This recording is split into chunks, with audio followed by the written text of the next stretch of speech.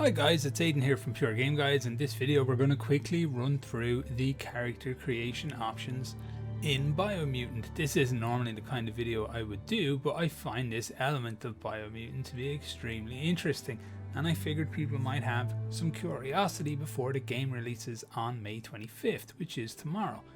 So the first thing you need to do is you need to choose your breed, and you get these 6 options here: Primal, Dumdon, Rex, Hyla, Fip and Murgle. So from my experience anyway with the game, Primal, who is the option that will have the best kind of dexterity and agility and whatnot, but lower intellect. So they'll be good for like a speedy build, but they're not going to be the best when it comes to actually casting abilities and powers and things like that. After that we have the Dumdon, who will do the best actual physical damage in a fight, which is pretty good, and has slightly better health than the previous option, the Primal. After that is the Rex. Now the Rex is where you want to go if you are unsure what you want to do over the course of the game. If you don't quite know what kind of build you want, the Rex is quite suitable because it's got a fairly rounded build.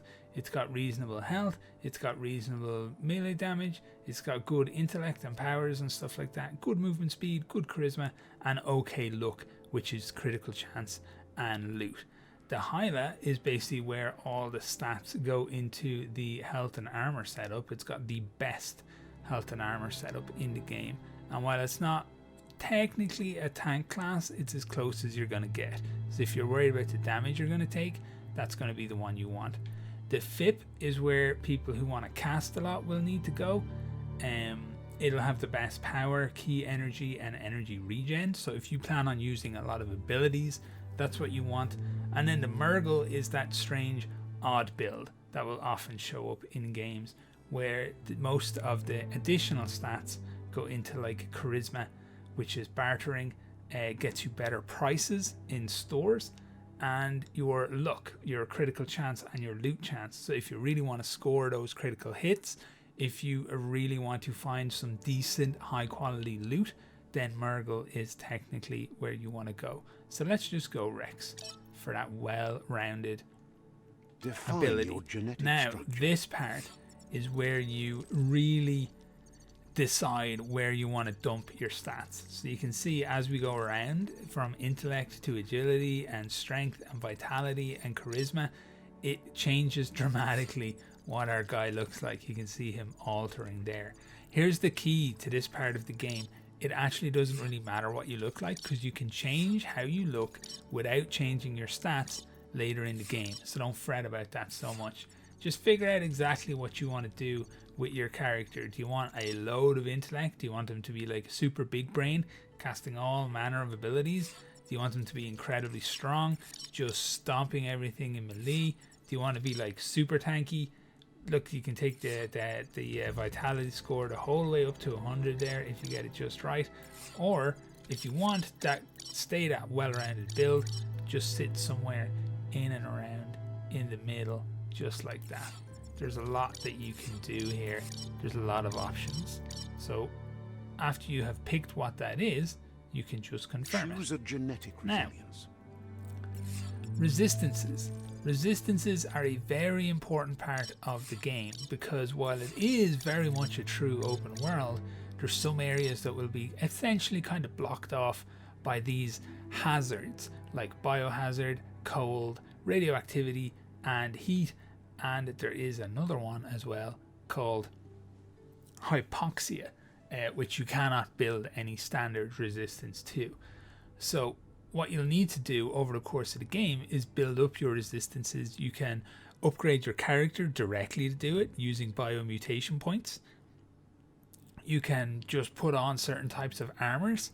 You can get very specific suits of armors. Think of them as like epic sets that have 100% resistance to very specific types of damage.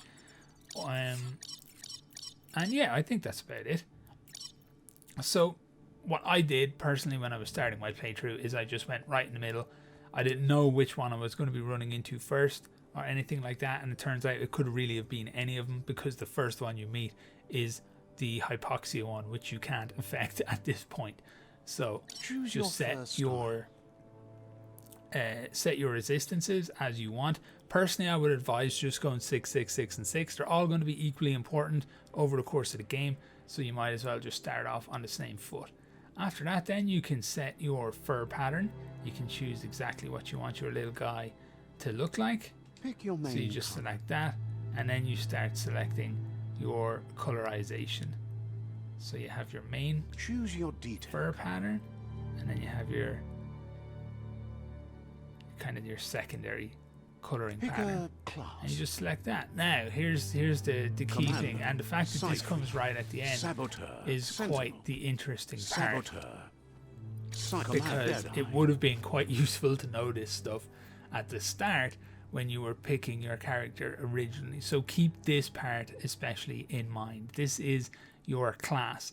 You have your Deadeye, where your ranged weapons are reloaded instantly and your next magazine is granted plus 20% damage. If you're going to be going any kind of range build, Commando. there you go. You have your Commando, where ranged weapon attacks inflict 10% more damage to the target.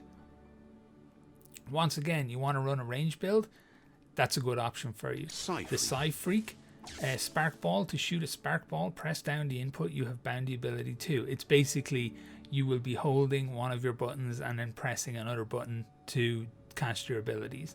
It'll make you throw the ball in the direction you are facing, inflicting damage to the enemy you hit.